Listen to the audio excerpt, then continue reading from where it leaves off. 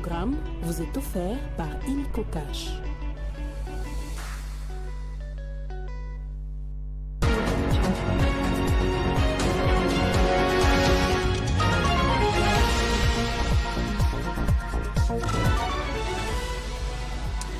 Au sommaire de ce journal, la cité de Pinga dans l'est de la RDC est sous contrôle de l'armée congolaise.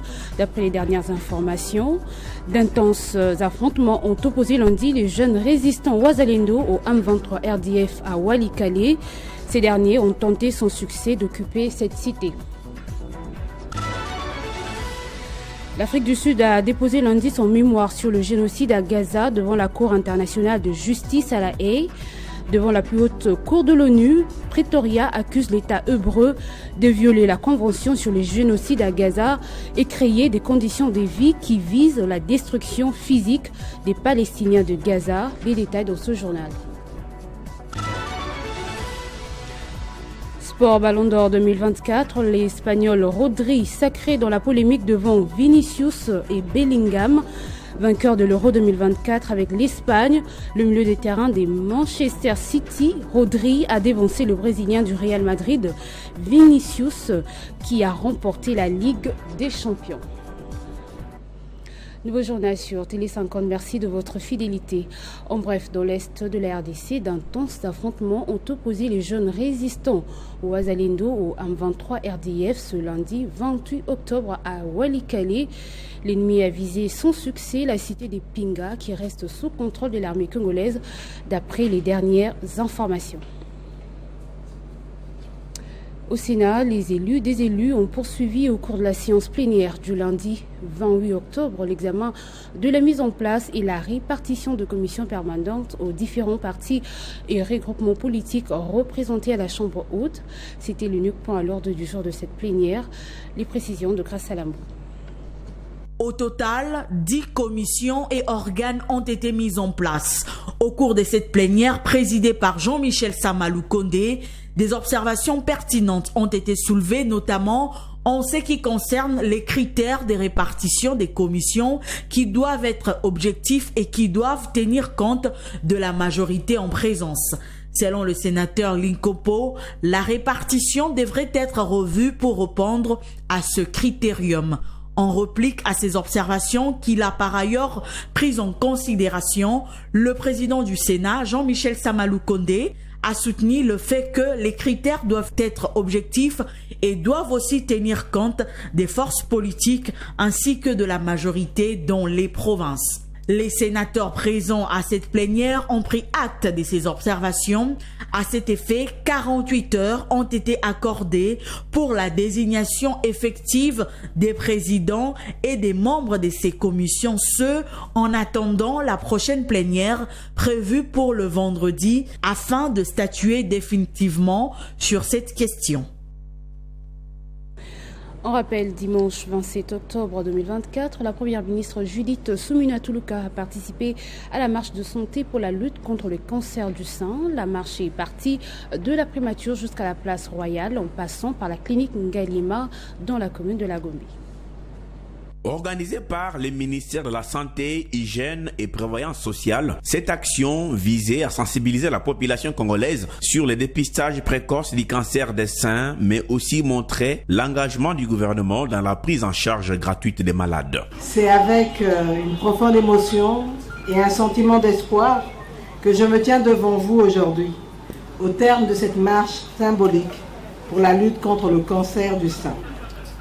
Ensemble, nous avons parcouru ce chemin, non seulement pour témoigner de notre solidarité envers celles et ceux qui sont touchés par cette maladie, mais aussi pour affirmer notre engagement collectif en faveur de la santé des femmes congolaises. À Kinshasa, 3 structures de santé prennent gratuitement en charge le malade souffrant du cancer du sein, notamment la clinique Ngaliema, les cliniques universitaires de Kinshasa et les centres Nganda. La première ministre Judith Suminwa Tuluka a saisi l'occasion pour visiter la clinique Ngaliema où elle a échangé avec le médecin directeur de cette structure médicale. Selon le docteur Roger Congo, la prise en charge des malades est effective. 456 patients souffrant du cancer sont enregistrés depuis octobre 2020 2023, dont 63% du cancer du sein, parmi lesquels 4 hommes. Voilà pourquoi la chef du gouvernement exhorte également les hommes au dépistage aussi bien du cancer du sein que de la prostate. Le ministre de la Santé publique, Hygiène et Prévoyance sociale a salué la présence de la première ministre Judith Suminwa-Tuluka qui, selon lui, a montré la détermination du gouvernement dans la lutte contre cette maladie dangereuse.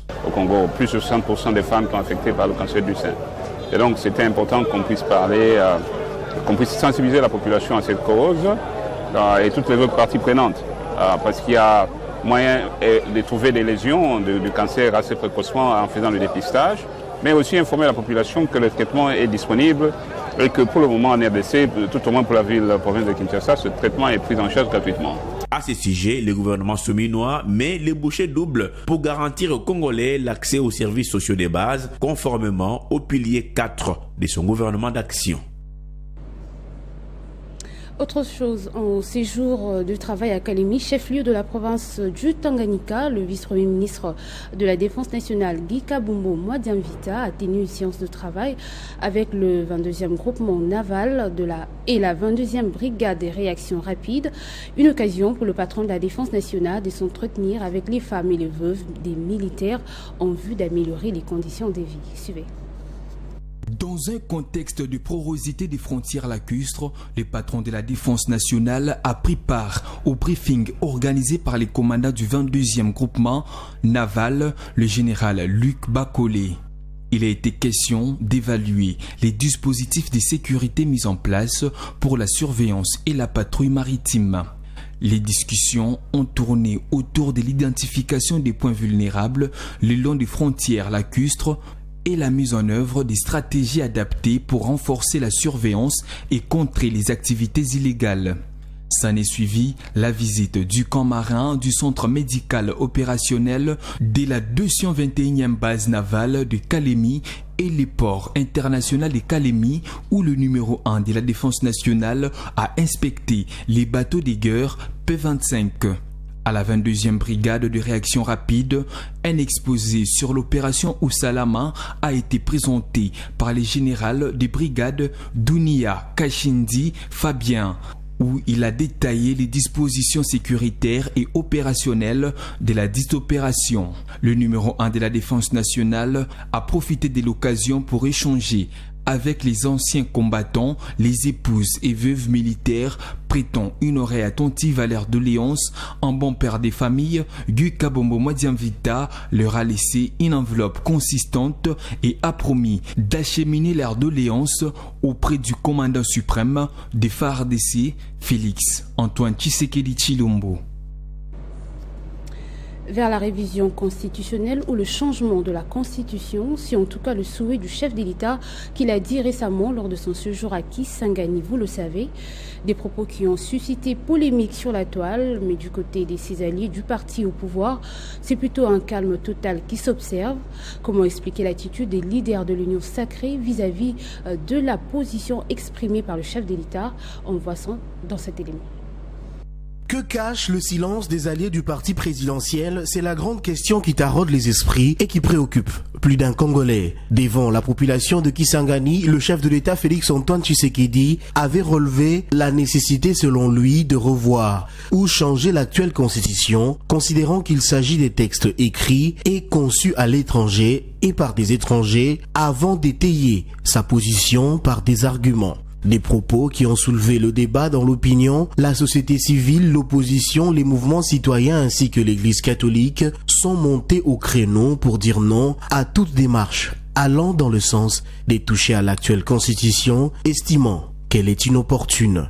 Si au sein de l'UDPS Tshisekedi, les appels à la mobilisation autour du changement de la constitution se multiplient déjà, à part les truchements d'Augustin Kabouya, du côté des alliés tels que l'Union pour la nation congolaise de Vital Kamerhe, l'AFDC de Modeste Bahati, MLC de Jean-Pierre Bemba, Samalou Kondé ou encore Christophe Mbosonkodia, c'est le silence des cimetières. Aucune déclaration de soutien à l'initiative de l'autorité morale de l'Union sacrée n'a été faite, ni rendue publique. Les différents leaders de la machine politique politique du chef de l'État qui pour la plupart nourrissent des ambitions présidentielles à l'instar des Jean-Pierre Bemba, Vital Kamere ou encore Modeste Bahati Lukwebo n'ont pipé mot. Plusieurs analystes voient dans cette attitude des alliés un langage politique clair qui frise le refus d'adhérer à une quelconque approche non concertée. L'UDPS et le président Félix-Antoine Tshisekedi vont-ils avancer seuls dans leur projet de révision constitutionnelle? Selon la Constitution, c'est au Parlement que reviendra le dernier mot. Entre-temps, une commission sera mise en place l'année prochaine afin de réfléchir profondément sur la question, à en croire le président Félix Tshisekedi.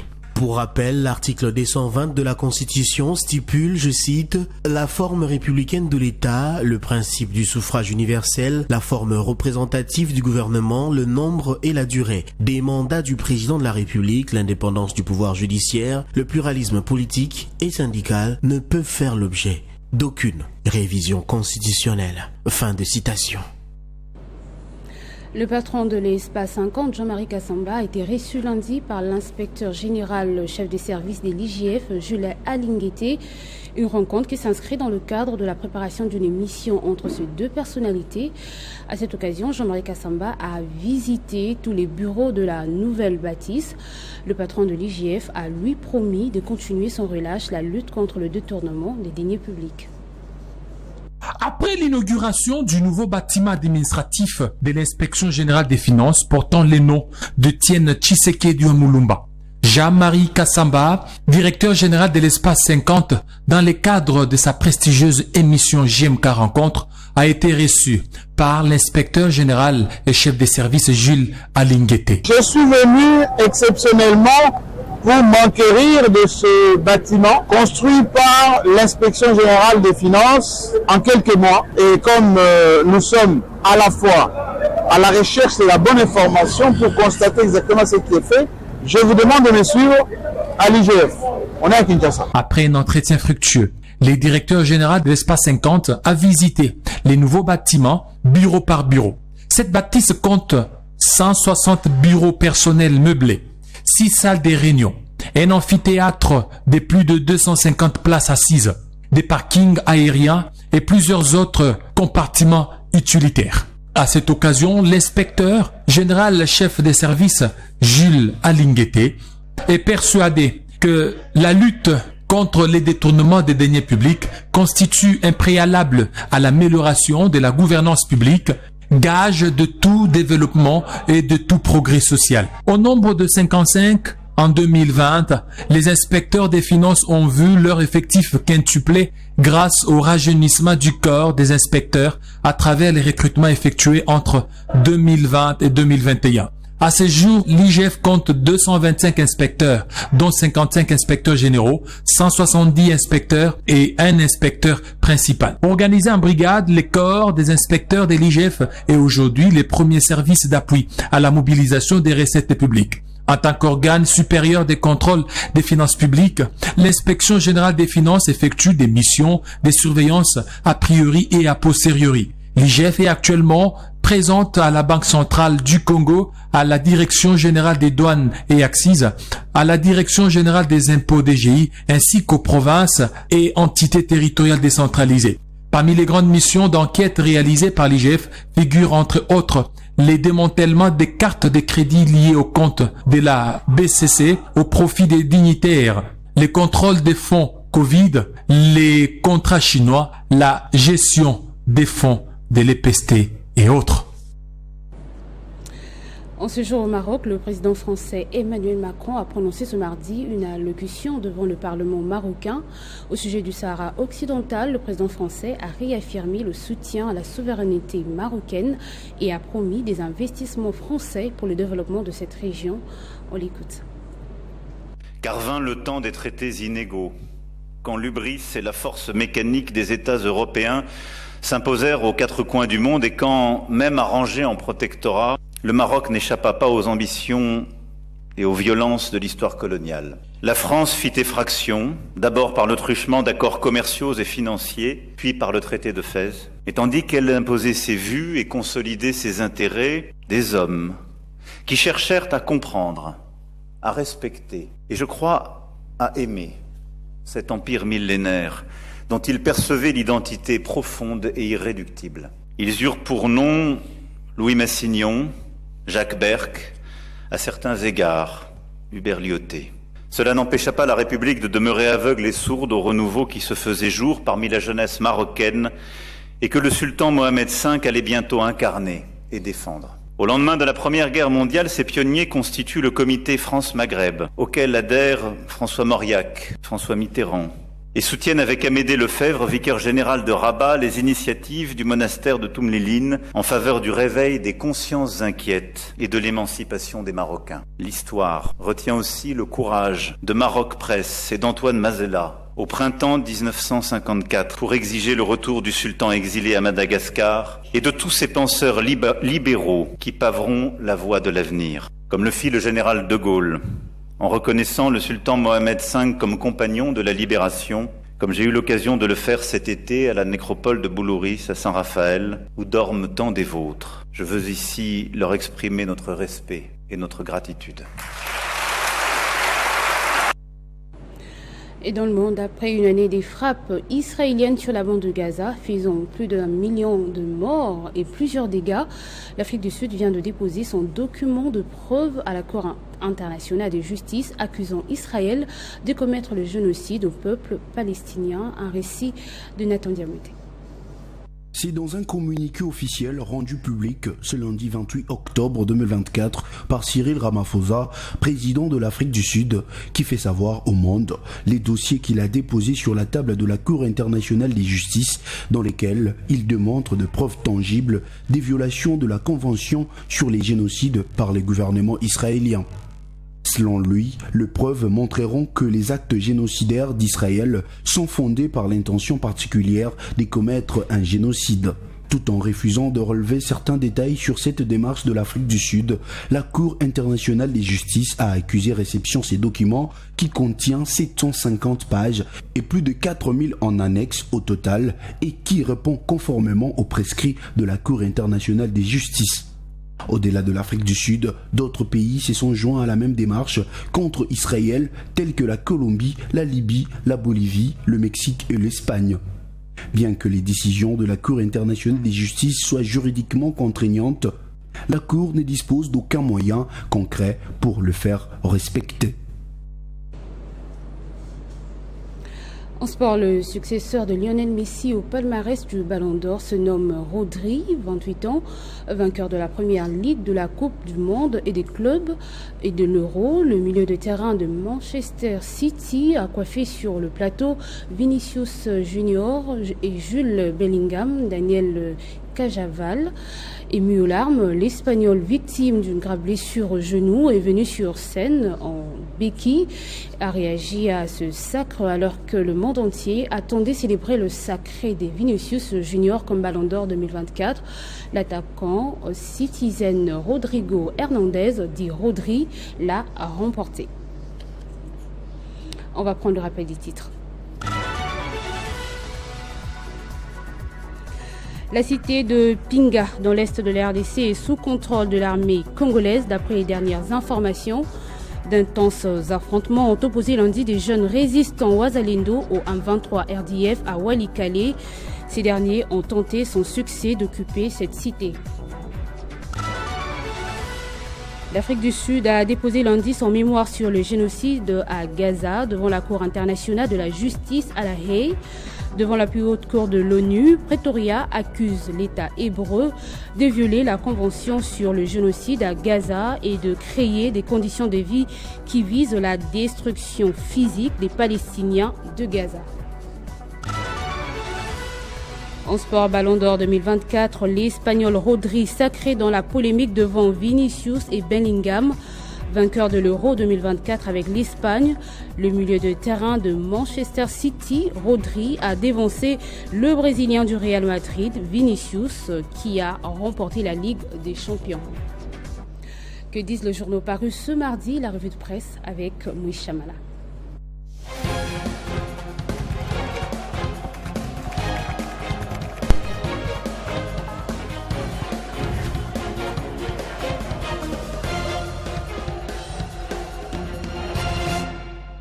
Comme annoncé, Moïse Chamala me rejoint de l'autre côté du plateau. Bonjour et bienvenue. Merci et bonjour à tous ceux qui nous suivent de partout dans le monde.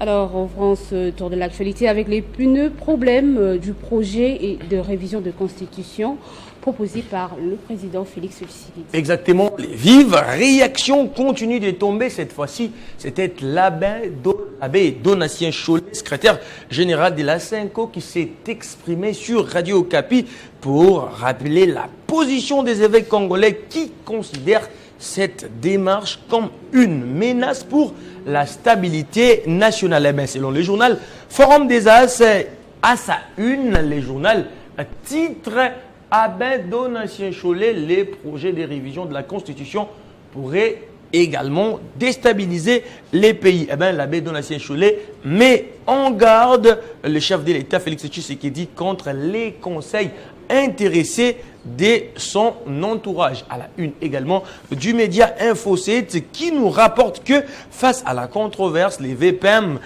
Jean-Pierre Liaou et les ministres Patrick Mouyaya appellent à une révision sans calcul partisan visant les renforcements des institutions. À l'opposé, Ouragan s'en prend plutôt à un cadre de l'UDPS au nom de André Mbata et membre qui accuse ces derniers d'opportunisme pour son changement des positions sur la Constitution. Dans un contexte où les phares critiquent les manipulations autour de ces débats, soulignant que la révision constitutionnelle demeure un processus démocratique. Alors, votre deuxième sujet, Moïse Chamala, lever ou endurcissement de la grève des enseignants, les sujets prêtent confusion.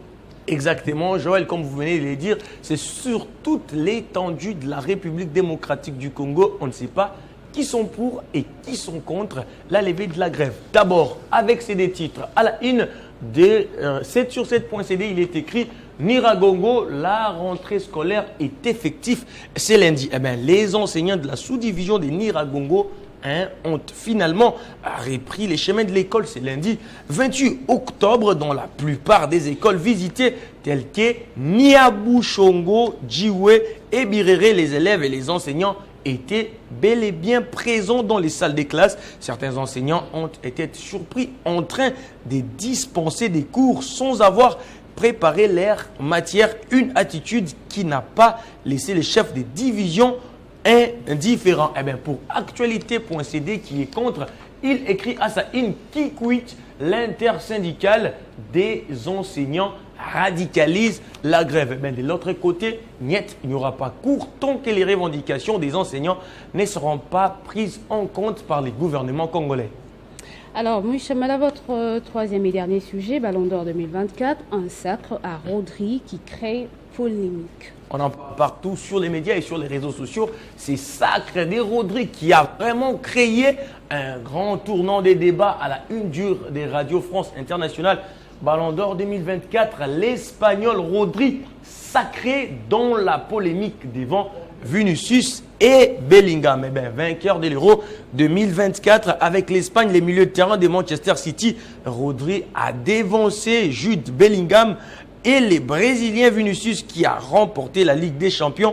Un classement scandaleux selon Real qui a boycotté la cérémonie de remise des trophées, déclenchant la polémique sur la 68e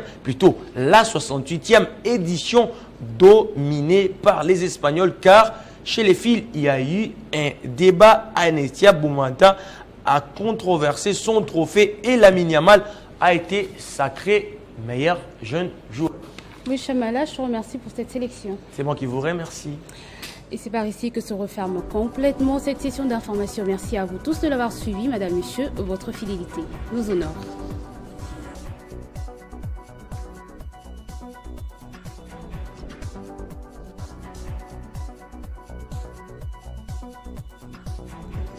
Retrouvez toute l'actualité en continu sur www.tv50.cd. Ce programme vous a été offert par Illico Cash.